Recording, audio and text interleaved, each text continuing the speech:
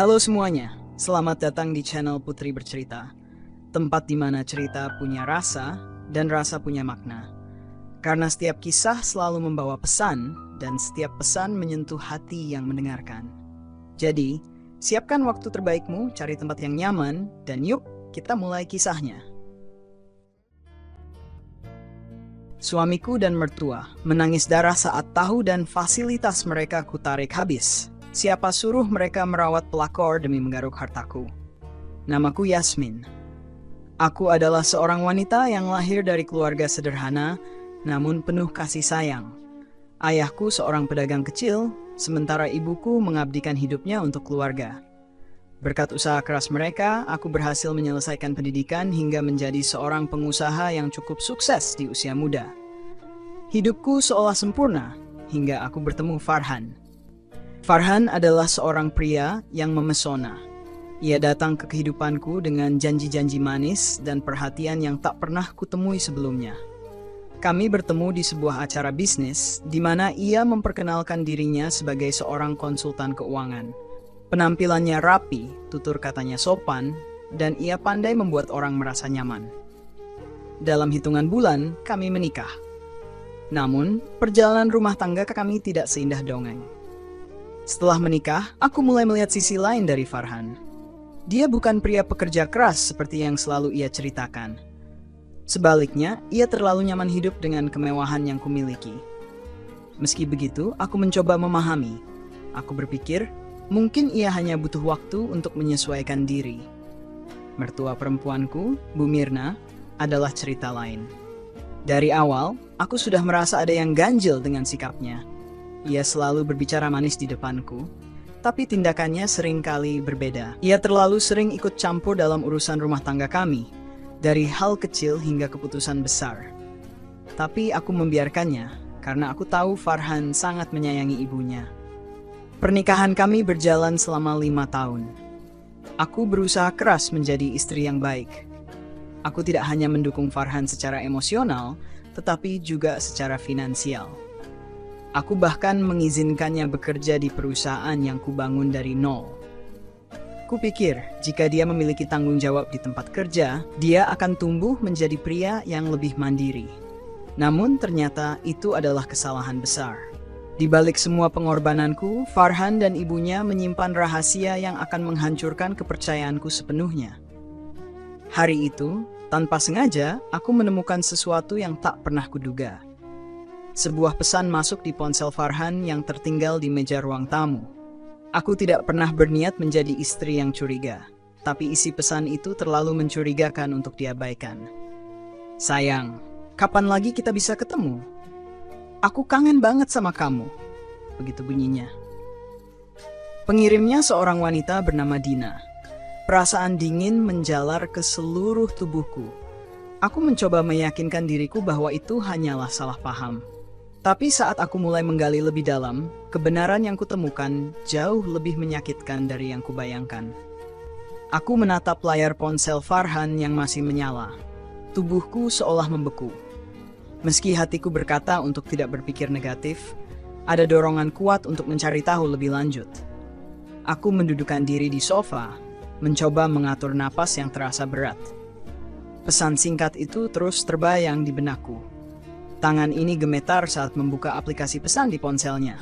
Aku mencoba melihat riwayat percakapan lainnya. Pesan dari wanita bernama Dina itu lebih dari sekadar sapaan biasa. Mereka berbicara dengan akrab, penuh canda tawa dan mesra. Farhan, kamu memang luar biasa. Terima kasih sudah ada buat aku, salah satu pesannya. Farhan membalas dengan emotikon hati dan kalimat yang membuat dadaku serasa dihantam palu. Aku akan selalu ada buat kamu. Yasmin gak perlu tahu. Perasaanku bercampur aduk antara marah, sedih, dan bingung. Tapi aku menahan diri.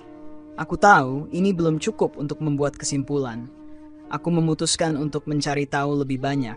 Meski aku sadar itu akan melukai hatiku sendiri. Hari itu, aku pura-pura tidak tahu apa-apa.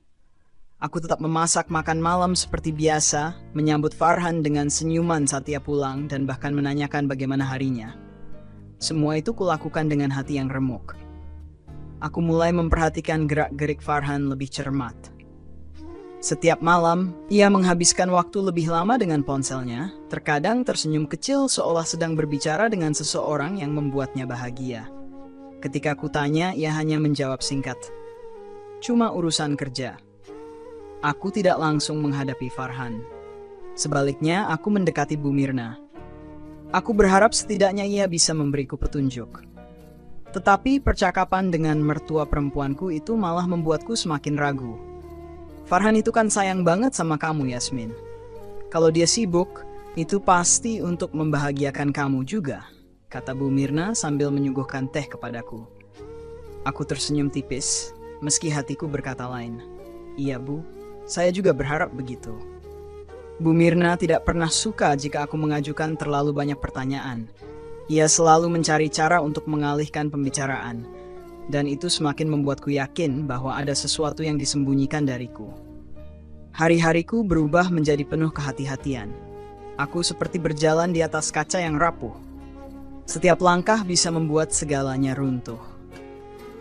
Aku mulai menyelidiki lebih dalam, memanfaatkan waktu-waktu saat Farhan tidak di rumah. Aku bahkan menyewa seorang detektif untuk membantuku mengungkap kebenaran. Selama beberapa minggu, detektif itu mengirimiku foto-foto yang membuat darahku berdesir. Farhan sering bertemu dengan Dina, wanita yang sama yang mengirim pesan mesra itu. Mereka makan malam bersama, bahkan pernah terlihat masuk ke sebuah apartemen. Tetapi yang paling menyakitkan adalah fakta bahwa mertuaku juga terlibat. Ada foto Bu Mirna bersama Dina di sebuah restoran, berbicara dengan akrab seperti dua sahabat lama. Rasanya seperti ditikam dari dua arah. Aku tidak tahu harus marah, menangis, atau mengakhiri semuanya saat itu juga. Tetapi satu hal yang pasti, aku tidak akan tinggal diam. Aku menyadari bahwa seluruh keluarga ini, suamiku dan mertuaku, hanya memanfaatkan diriku. Aku mulai mempersiapkan langkah besar. Ini bukan hanya tentang harga diriku, tetapi juga tentang keadilan untuk diriku sendiri. Setiap pagi, aku bangun dengan perasaan yang semakin berat. Rasanya seperti hidup di antara kepalsuan, tapi aku tak punya pilihan selain bertahan. Aku tak ingin terburu-buru mengambil keputusan, karena aku ingin semua rencanaku matang. Aku ingin mereka, Farhan dan Bu Mirna, merasakan bagaimana rasanya dihancurkan dari dalam, perlahan tapi pasti. Sikapku terhadap mereka tidak berubah. Aku tetap tersenyum dan bersikap ramah seperti biasa. Bahkan aku semakin mendekatkan diri pada Bu Mirna. Aku sering mengajaknya berbelanja atau sekadar minum teh di sore hari. Sesekali, aku bahkan membelikan hadiah kecil untuknya. Semua itu kulakukan dengan satu tujuan, membuatnya merasa aman dan percaya bahwa aku tak mencurigai apapun. Sementara itu, aku diam-diam mengatur ulang segala hal terkait bisnis dan keuangan. Aku mulai mengalihkan sebagian aset yang sebelumnya aku berikan aksesnya pada Farhan.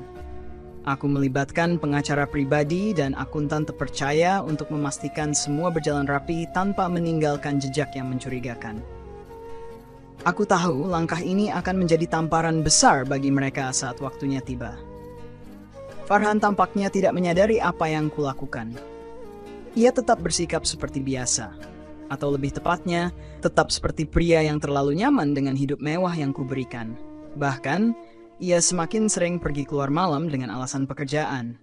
Aku tidak pernah bertanya banyak, karena aku sudah tahu kemana ia pergi dan dengan siapa. Ada satu momen yang sangat sulit kulalui. Saat itu Bu Mirna mengundang Dina ke rumah kami. Ya, perempuan itu berani datang ke rumahku. Aku ingat jelas bagaimana Dina masuk dengan senyum manis, seolah-olah ia tamu istimewa. "Yasmin, ini Dina, temanku. Dia butuh bantuan sedikit soal pekerjaan," kata Bu Mirna dengan nada santai. Aku menatap Dina dengan senyum palsu yang kubangun susah payah. "Oh, teman ibu? Senang bertemu denganmu, Dina." Dina menatapku balik dan aku bisa merasakan ada sedikit rasa canggung di wajahnya. Namun, ia dengan cepat menguasai diri. "Senang bertemu denganmu juga, Mbak Yasmin. Ibu Mirna sering cerita soal kebaikan hati, Mbak." Aku ingin tertawa mendengar kalimat itu. Kebaikan hati katanya. Mereka memanfaatkanku dan sekarang perempuan ini duduk di ruang tamuku, berlagak seperti orang tak bersalah. Tetapi aku menahan amarahku. Ini belum waktunya. Pertemuan itu semakin memperjelas segalanya. Dina bukan hanya seseorang yang ada di belakang layar. Dia sudah menjadi bagian dari rencana besar mereka. Farhan, Bu Mirna, dan Dina bekerja sama untuk mengambil kepercayaan dan hartaku. Malam itu setelah Dina pergi, aku berbaring di tempat tidur sambil menatap langit-langit kamar. Farhan sudah tertidur di sampingku, dengan dengkuran ringan yang selalu membuatku merasa kesal. Aku merenungkan semuanya. Bagaimana bisa aku yang selama ini bekerja keras untuk membangun kehidupan yang layak, justru dikhianati oleh orang-orang yang paling kupercayai. Namun, di balik kesedihan itu, ada rasa lega. Aku tahu, aku semakin dekat dengan momen di mana semuanya akan berakhir. Dalam beberapa hari berikutnya, aku mulai menggali lebih dalam. Aku meminta detektifku untuk mencari tahu asal-usul Dina, dan apa yang kutemukan benar-benar membuka mataku. Dina bukanlah orang yang sederhana. Ia memiliki sejarah panjang sebagai penggoda pria beristri. Ia adalah seorang oportunis yang cerdas, tahu bagaimana menarik perhatian pria seperti Farhan. Aku juga menemukan bahwa Bu Mirna memiliki peran besar dalam memperkenalkan Dina kepada Farhan. Awalnya, aku tidak ingin percaya. Tapi bukti-bukti yang kudapatkan terlalu kuat untuk diabaikan. Foto-foto mereka bersama, pesan-pesan yang dikirim Dina kepada Bu Mirna, semuanya menunjukkan satu hal. Mereka sudah merencanakan ini sejak lama. Perlahan, aku mulai merasa lebih kuat. Jika dulu aku menangis dalam diam, kini aku mulai merasakan api kemarahan yang membakar semangatku. Aku tidak akan membiarkan mereka menang. Aku tidak akan menjadi korban selamanya. Sebelum memulai langkah besar, aku mengambil waktu sejenak untuk merenung. Aku duduk di taman belakang rumah sambil menatap bunga-bunga yang pernah kutanam dengan penuh cinta. Rasanya ironis melihat keindahan itu di tengah kehancuran hatiku. Tapi aku tahu ini adalah awal dari sesuatu yang baru. Aku akan melawan mereka. Bukan dengan air mata, tetapi dengan kekuatan yang tak pernah mereka sangka aku miliki. Hari itu, aku memutuskan bahwa waktunya telah tiba. Semua rencanaku sudah matang, dan aku tidak akan mundur lagi. Pagi-pagi sekali, aku memanggil Farhan dan Bu Mirna ke ruang keluarga. Mereka terlihat bingung, terutama Farhan yang baru saja bangun dan masih mengenakan piyama. "Ada apa, Yasmin? Tumben kamu manggil kami pagi-pagi begini?" tanya Bu Mirna mencoba terdengar santai, meski aku bisa melihat kegelisahan di matanya. Aku duduk dengan tenang di sofa, mengamati mereka satu persatu. Aku punya sesuatu untuk kita bicarakan. Hal yang sangat penting. Farhan melirikku dengan wajah penuh tanda tanya. Kalau soal pekerjaan, nanti aja dibahasnya. Aku masih ngantuk. Aku tersenyum tipis, sebuah senyuman yang membuat mereka semakin tidak nyaman. Ini bukan soal pekerjaan, Farhan. Ini soal kamu, soal ibu, dan soal Dina. Wajah Farhan langsung berubah. Pucat, seperti orang yang baru saja tertangkap basah. Bu Mirna menatapku dengan tatapan terkejut, tetapi ia mencoba menyembunyikan kegugupannya. "Yasmin, apa maksud kamu?" Suaranya gemetar, tapi ia berusaha terdengar tegas. Aku mengambil sebuah map tebal dari meja, lalu meletakkannya di hadapan mereka. "Lihat ini, bukti semua kebohongan kalian." Farhan membuka map itu dengan tangan gemetar. Di dalamnya terdapat foto-foto dirinya bersama Dina, pesan-pesan yang sudah kucetak, hingga laporan detektif yang menjelaskan bagaimana mereka bertemu di apartemen dan restoran. Kamu ngikutin aku?" Farhan berusaha terdengar marah, tetapi suaranya terlalu lemah untuk menutupi rasa takutnya. "Ngikutin?" "Tidak, Farhan. Aku hanya mencari kebenaran. Dan lihatlah, kebenaran itu ternyata lebih buruk dari apa yang pernah kubayangkan." Bu Mirna berusaha bangkit, seolah ingin mengalihkan perhatian. "Yasmin, dengarkan ibu. Ini semua hanya salah paham. Dina itu cuma teman." "Teman, Bu?" Aku memotongnya dengan nada dingin. "Teman yang kalian rawat dengan uangku? Teman yang kalian ajak masuk ke rumah ini, sementara aku bekerja keras siang malam untuk memberikan hidup yang layak bagi keluarga ini?" Bu Mirna terdiam, sementara Farhan tampak semakin tak berdaya. Aku melanjutkan, kali ini dengan suara yang lebih keras, menahan emosi yang sudah terlalu lama kupendam. "Kalian pikir aku bodoh? Kalian pikir aku tidak akan tahu? Dina bukan hanya perempuan yang kamu selingkuhi, Farhan. Dia adalah alat yang kalian gunakan untuk merampas semua yang kumiliki. Dan kamu, Bu, aku menatap Bu Mirna tajam. Kamu yang seharusnya menjadi mertuaku justru yang pertama kali mengkhianatiku. Bu Mirna mencoba membela diri. Yasmin, kamu salah paham. Ibu cuma ingin Farhan bahagia. Kamu terlalu sibuk dengan pekerjaanmu. Jadi kalian pikir aku pantas diperlakukan seperti ini? Aku berdiri, menatap mereka dengan mata yang mulai berkaca-kaca. Aku memberikan segalanya untuk keluarga ini. Aku mengorbankan waktu, tenaga, bahkan kebahagiaanku sendiri. Tapi apa balasan kalian? Kalian memelihara perempuan lain di belakangku lalu menggunakan hartaku untuk membiayainya.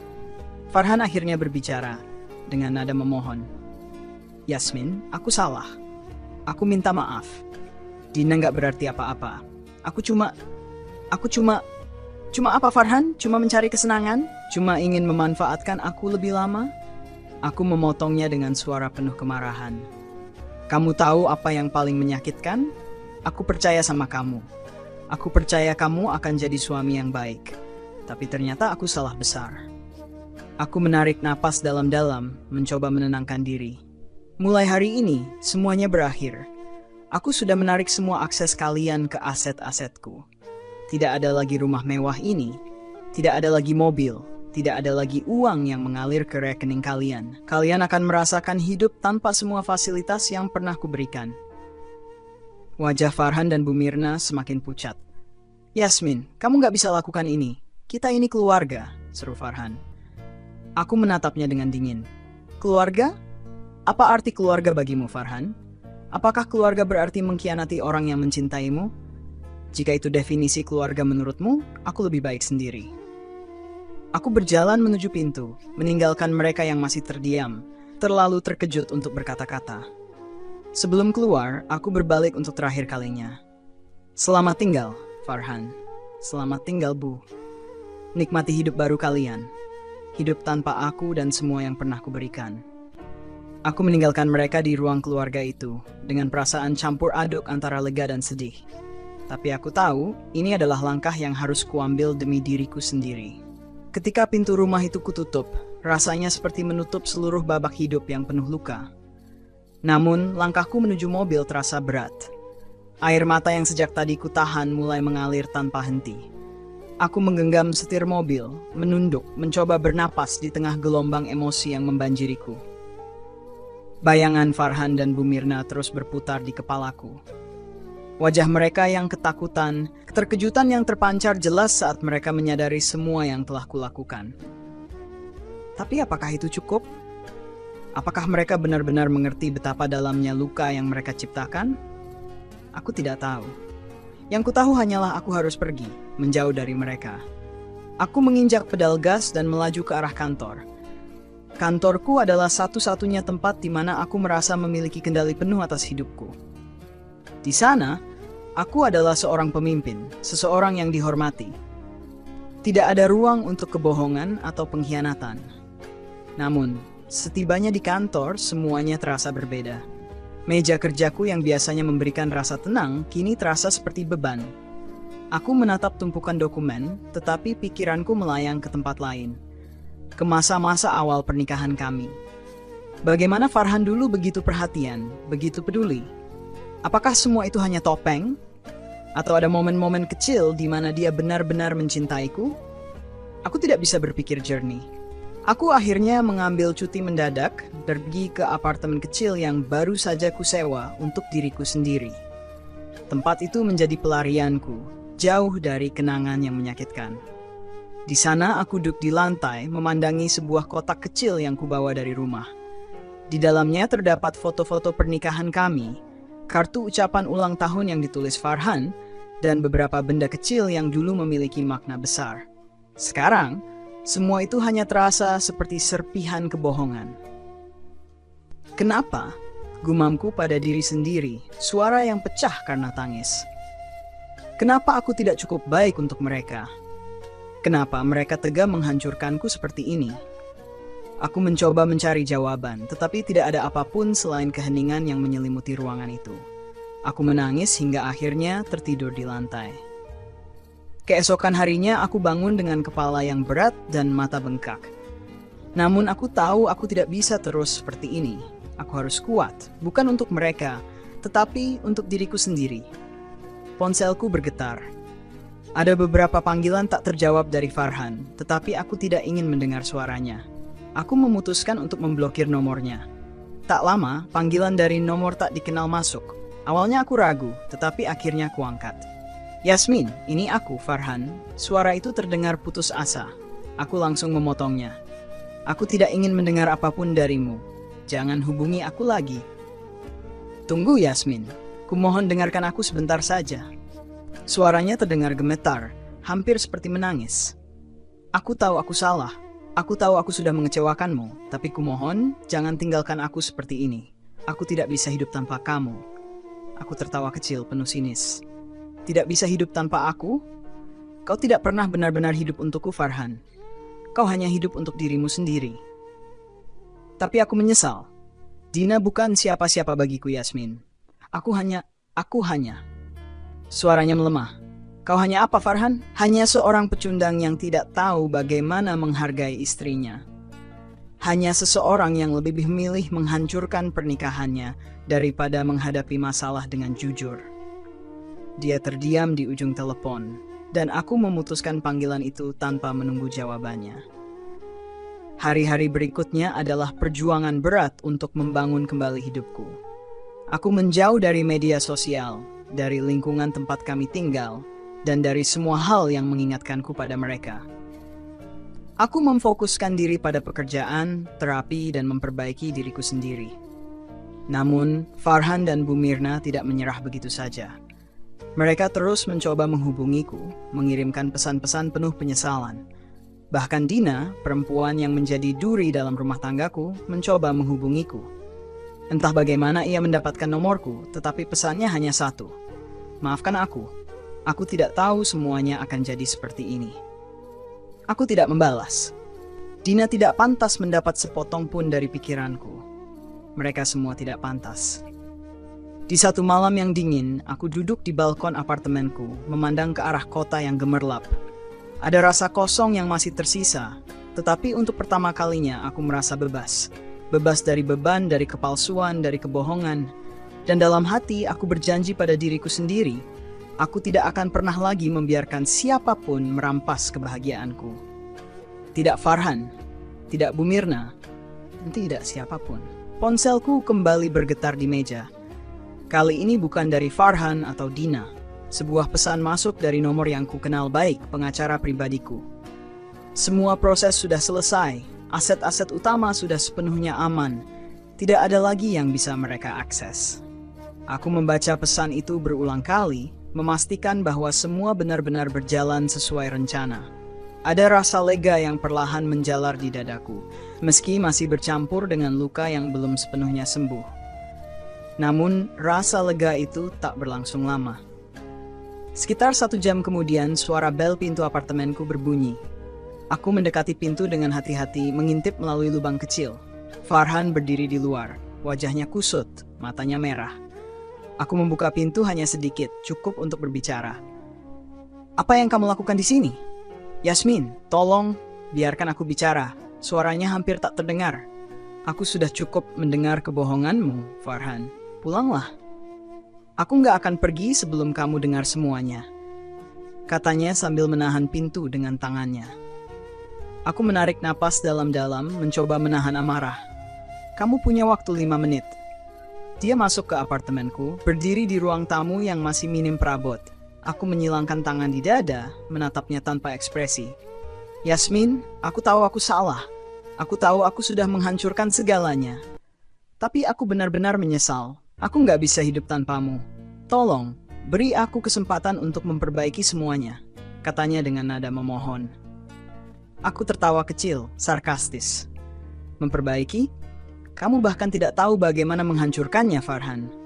Kamu pikir permintaan maafmu cukup untuk menghapus semua ini? Dia menggeleng. Air mata mulai mengalir di pipinya. Aku nggak tahu harus bilang apa lagi. Aku cuma nggak mau kehilangan kamu. Sudah terlambat, Farhan. Kamu sudah memilih jalurmu, dan aku memilih jalurku. Tidak ada lagi kita. Dia jatuh berlutut memegang tanganku. Yasmin, tolong. Aku akan lakukan apa saja untuk membuktikan kalau aku masih mencintaimu. Aku menatapnya dengan dingin, menarik tanganku dari genggamannya. Cinta? Kamu bahkan tidak tahu apa artinya cinta, Farhan. Kalau kamu mencintaiku, kamu tidak akan pernah melakukan ini sejak awal. Dia terisak. Suara tangisannya memenuhi ruangan kecil itu. Tapi aku tidak merasakan apapun lagi. Tidak ada rasa kasihan, tidak ada simpati. Hanya kelelahan yang mendalam. Kembalilah ke ibumu, Farhan.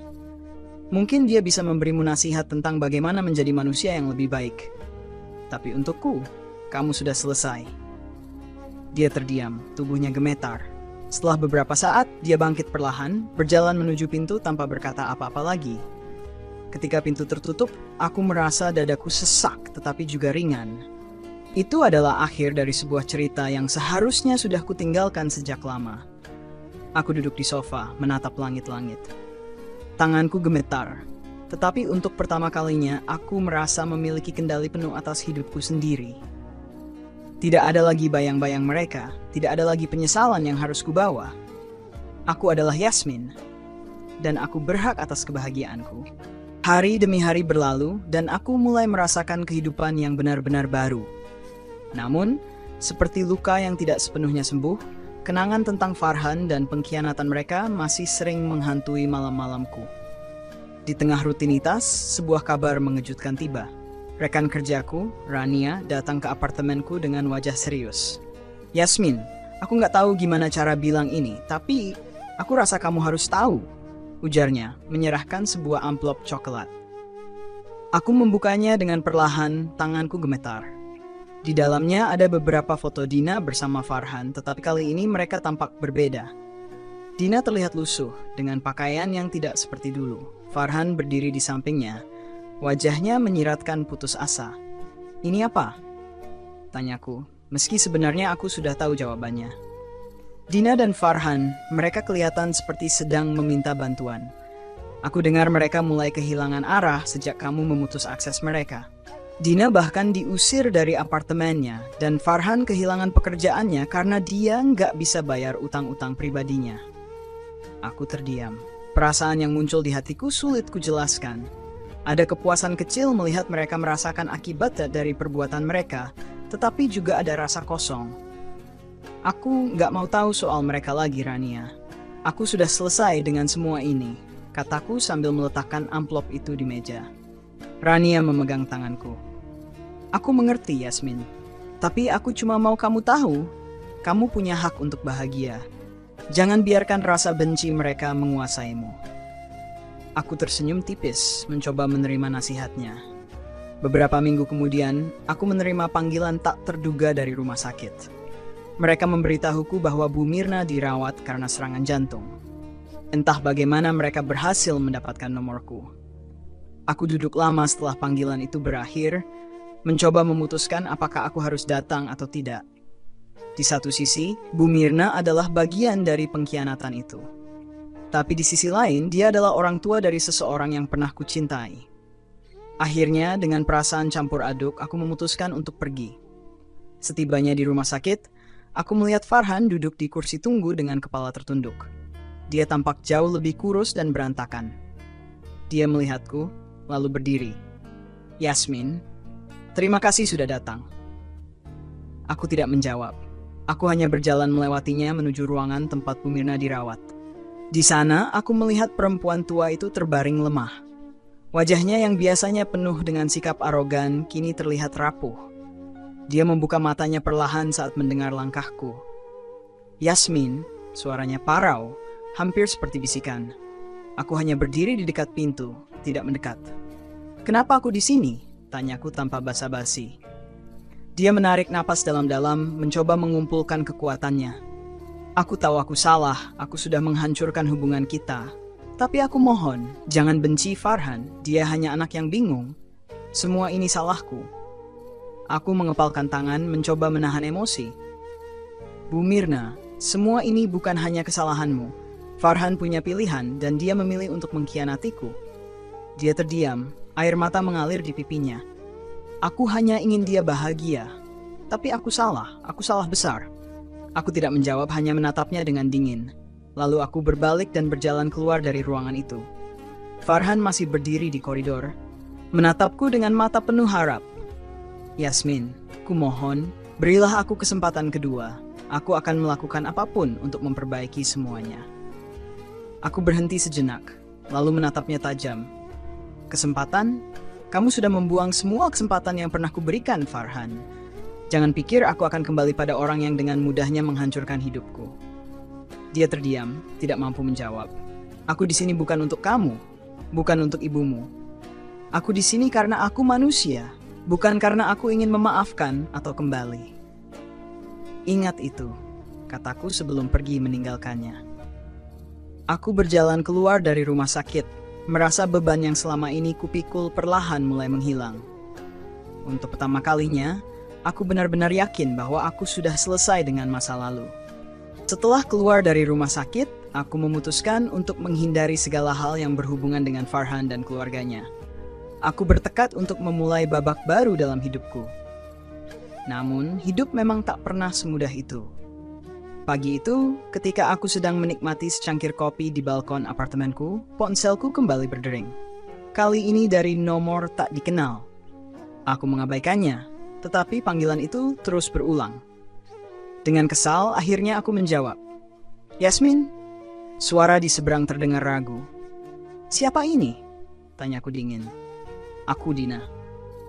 Aku terdiam, tidak percaya perempuan ini masih punya keberanian untuk menghubungiku. Aku nggak tahu harus mulai dari mana, tapi aku benar-benar minta maaf. Aku tahu aku sudah menghancurkan hidupmu dan aku menyesalinya. Kau menyesal karena apa? Karena hidupmu berantakan sekarang? Atau karena Farhan ternyata bukan seperti yang kau bayangkan? Tanyaku tajam. Dia terisak. Aku tahu aku pantas menerima semua ini. Tapi tolong dengarkan aku. Farhan bukan hanya menghancurkanmu, dia juga menghancurkan aku. Aku nggak punya siapa-siapa lagi. Aku cuma ingin minta maaf sebelum semuanya terlambat. Aku tertawa kecil, penuh sinis. Kau pikir permintaan maafmu bisa mengubah apapun? Kau pikir aku peduli dengan kehancuran hidupmu? Kau tahu apa yang membuatku lebih kuat, Dina? Karena aku memilih untuk tidak peduli lagi dengan orang-orang seperti kalian. Aku tahu, katanya lirih. Aku cuma ingin kau tahu bahwa aku benar-benar menyesal. Aku memutuskan panggilan itu tanpa berkata apa-apa lagi. Tidak ada gunanya melanjutkan pembicaraan. Dina hanyalah pengingat dari masa lalu yang ingin kulupakan. Namun kehidupanku yang mulai stabil terganggu lagi ketika aku menerima kabar bahwa Farhan diam-diam menjual barang-barang berharga miliknya. Bahkan beberapa yang pernah kuberikan padanya sebagai hadiah. Aku mengetahuinya dari seorang teman yang tidak sengaja melihatnya di sebuah toko gadai. Yasmin, aku nggak bermaksud mencampuri urusanmu. Tapi aku pikir kamu harus tahu, kata temanku melalui telepon. Aku menghela napas panjang, mencoba menenangkan diri. Biarkan saja dia, itu bukan urusanku lagi.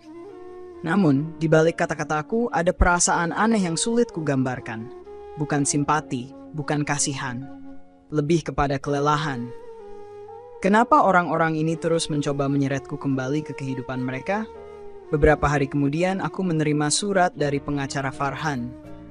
Dia meminta pembagian lebih dari aset yang sebenarnya sudah diatur dalam perjanjian kami. Alasannya, dia tidak punya apa-apa lagi. Aku membaca surat itu sambil menggelengkan kepala. Betapa rendahnya seseorang bisa jatuh, bahkan setelah menghancurkan hidup orang lain. Aku memutuskan untuk tidak menanggapi. Pengacaraku sudah mengurus semuanya. Dan aku tidak perlu berurusan langsung dengannya.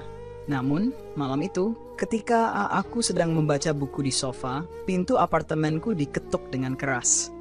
Aku membuka pintu, dan di sana berdiri Farhan, dengan wajah kusut dan mata yang penuh desperation. Kenapa kamu di sini? Tanyaku tajam. Aku nggak punya tempat lain, Yasmin. Kumohon, biarkan aku masuk. Aku butuh bantuanmu, katanya dengan nada memohon. Aku menatapnya, hampir tidak percaya dengan keberanian yang dia tunjukkan. Bantuan? Setelah semua yang kamu lakukan, kamu pikir aku masih peduli?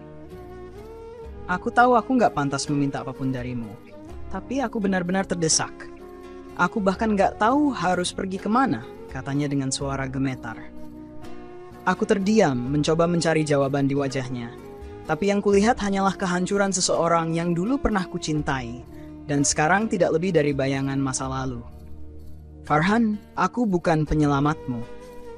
Aku bukan orang yang akan memperbaiki hidupmu setelah kamu sendiri yang menghancurkannya. Pulanglah dan hadapi kenyataanmu sendiri, kataku sebelum menutup pintu di hadapannya. Dia mengetuk pintu beberapa kali lagi, memohon, tetapi aku tidak membukanya. Aku duduk di sofa, memejamkan mata, mencoba mengendalikan emosiku. Aku tidak tahu berapa lama dia berdiri di depan pintu, tetapi ketika aku membuka mata lagi, semuanya sudah sunyi. Aku berdiri, mengintip melalui lubang pintu, dan melihat bahwa dia sudah pergi. Aku menghela napas panjang, merasa lega sekaligus lelah. Ini adalah akhir dari bab yang seharusnya sudah kututup sejak lama. Tapi aku tahu, akhirnya aku benar-benar siap melangkah ke depan, meninggalkan semuanya di belakangku. Hari berganti minggu, dan meskipun aku terus berusaha menjalani hidupku sendiri, bayang-bayang masa lalu tetap datang menghampiri.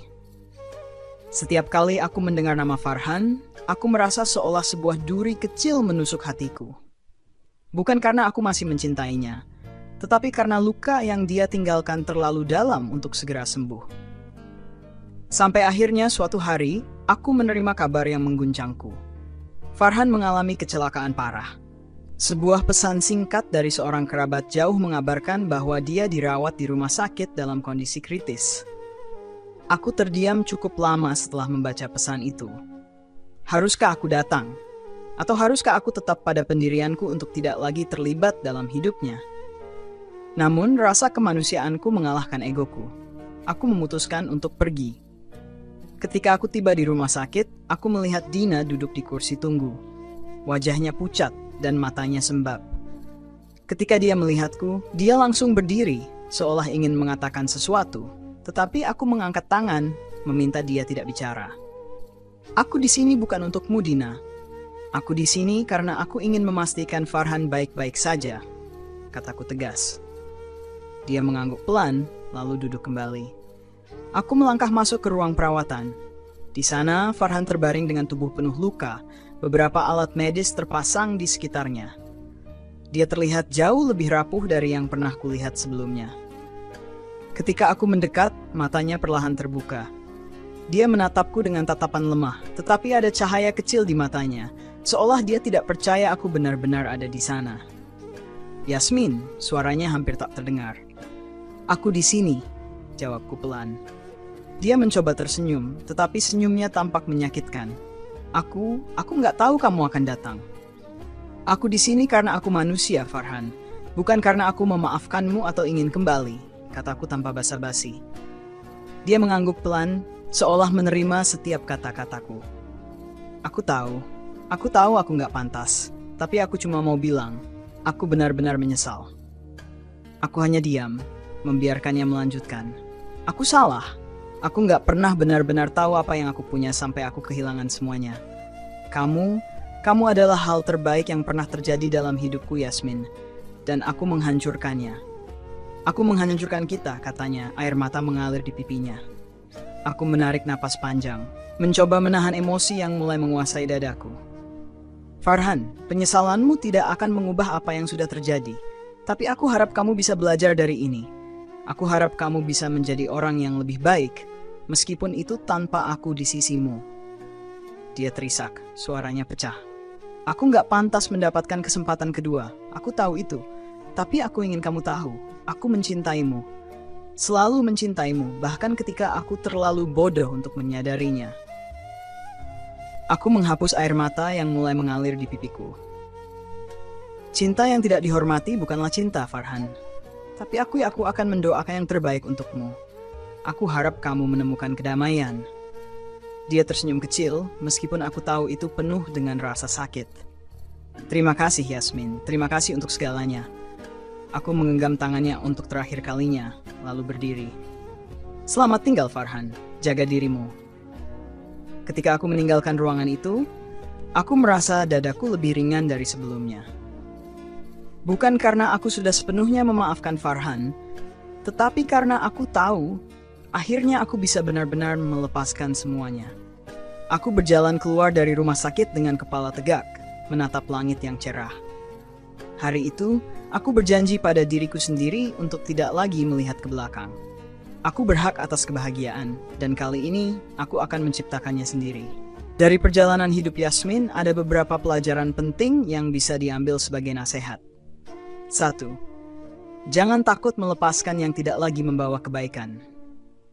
Terkadang kita terlalu takut untuk melepaskan orang-orang atau hubungan yang menyakiti kita, meskipun kita tahu itu merugikan kita.